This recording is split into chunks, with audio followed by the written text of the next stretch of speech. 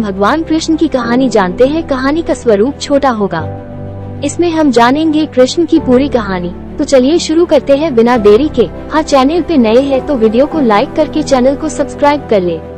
तो भगवान कृष्ण हिंदू धर्म में सबसे सम्मानित और प्रिय देवताओं में से एक हैं। उन्हें ब्रह्मांड के संरक्षक भगवान विष्णु के 8वें अवतार के रूप में पूजा जाता है। भगवान कृष्ण की कहानी शिक्षाओं और पाठों से समृद्ध है, जो सभी उम्र और पृष्ठभूमि के लोगों को प्रेरित करती रहती है।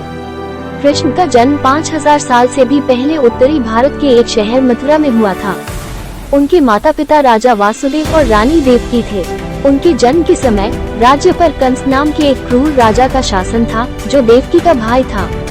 कंस को भविष्यवाणी मिली थी कि देवकी से पैदा हुआ बच्चा उसकी मृत्यु का कारण होगा, और इसलिए उसने देवकी और वासुदेव दोनों को कैद कर लिया। लेकिन दैवीय हस्तक्षेप से वासुदेव बाल कृष्ण के साथ जेल से भागने में सफल रहे और उन्हें वृंदावन के पास के गांव में एक दोस्त के घर सुरक्षित पहुंचा दिया। वहां कृष्ण का पालन पोषण उनके पालक माता पिता नंद और यशोदा ने किया, और उनका बचपन एक चरवाहे के रूप में बीता।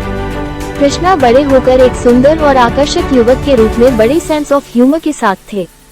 उसके कई दोस्त थे और वो अपने शरारती शरारतों और चंचल स्वभाव के लिए जाना जाता था। लेकिन वो एक बुद्धिमान और ज्ञानी व्यक्ति भी था, जिसके पास महान आध्यात्मिक शक्तियाँ थी। अपने पूरे जीवन में कृष्ण ने कई वीरतापूर्ण कार्य किए जो आज भी मनाए जाते हैं।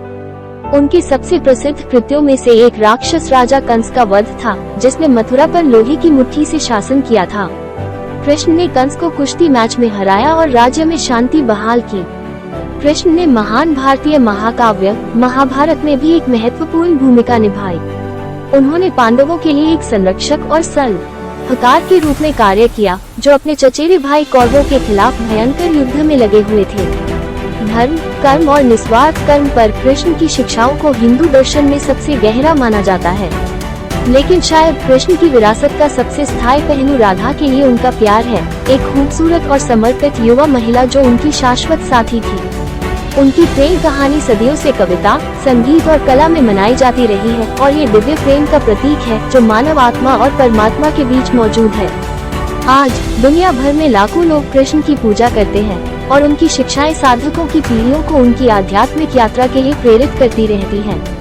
प्रेम, करुणा और निस्वार्थ कर्म का उनका संदेश आज भी उतना ही प्रासंगिक और प्रेरक बना हुआ है जितना 5000 साल पहले था।